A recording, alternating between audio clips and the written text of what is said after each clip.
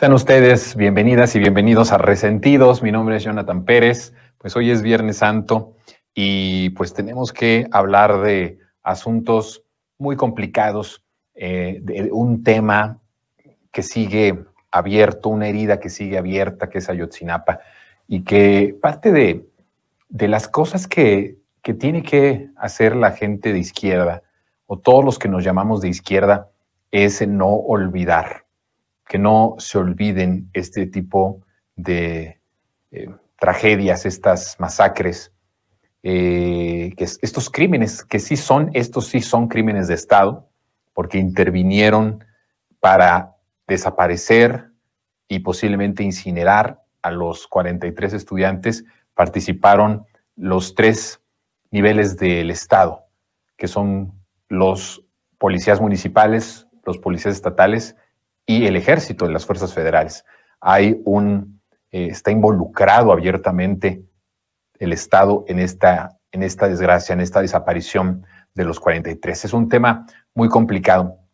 Pero más allá de hablar de manera subjetiva y general de que es un tema complicado, quiero platicar un poco sobre el papel del ejército. Sabe usted, es una cuestión que el propio GIEI ha estado, indicando en sus informes. El último informe hace unos cuantos días daba y documentaba que había una resistencia muy grande de parte del ejército mexicano por abrir archivos y por entregar documentación que es, a decir de los expertos del GIEI, necesaria e importante y fundamental para ir esclareciendo el caso y para saber qué fue lo que sucedió la noche de Iguala.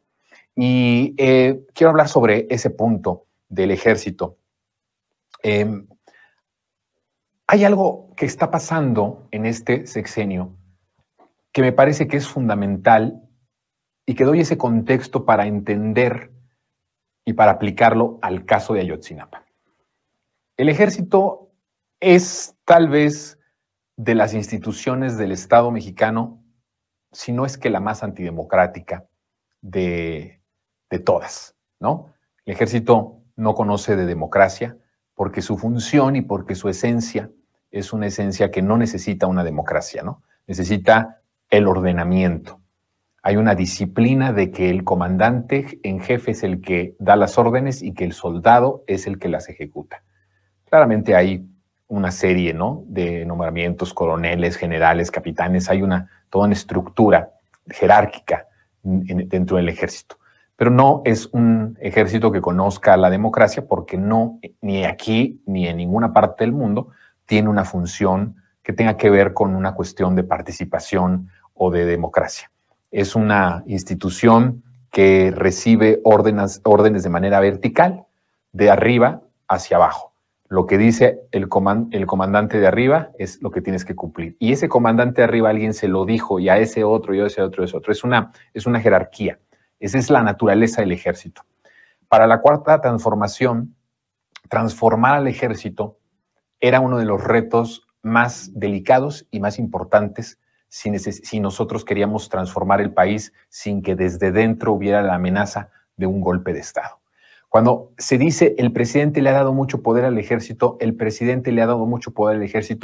realidad ese poder lo ha tenido y lo tenía desde que empezó un régimen autoritario. Y si podemos decir cuándo empieza el régimen autoritario, podemos ubicarlo desde el momento en que empieza el neoliberalismo en el país. El neoliberalismo se sustenta en su esencia, en su ADN de la corrupción, pero quien lo sostiene en cierta parte, es la fuerza del Estado. ¿Y quién es el que encarna la fuerza del Estado o el monopolio de la violencia? Pues es el ejército. Sí, desde luego, de ahí las policías, las fuerzas civiles, lo que usted quiera, pero el fundamento de todo es el ejército, las Fuerzas Armadas.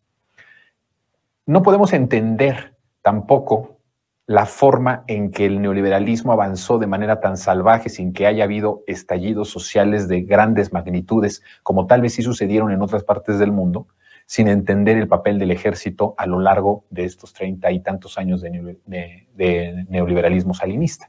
No lo podemos entender porque en realidad el ejército cumplía una función de control social, bastante rudo dentro de la política de los gobiernos neoliberales salinistas. Prácticamente para todos los despojos, para todos los el acaparamiento, el despojo de tierras, para todo lo que se empezó a implementar en nuestro país a partir de este sistema de gobierno, se necesitaba que el ejército tuviera gran poder y gran influencia para controlar socialmente y que todo estas políticas contrarias al interés de las mayorías no provocaran estallidos sociales que pusieran o que amenazaran el proyecto de saqueo que habían iniciado.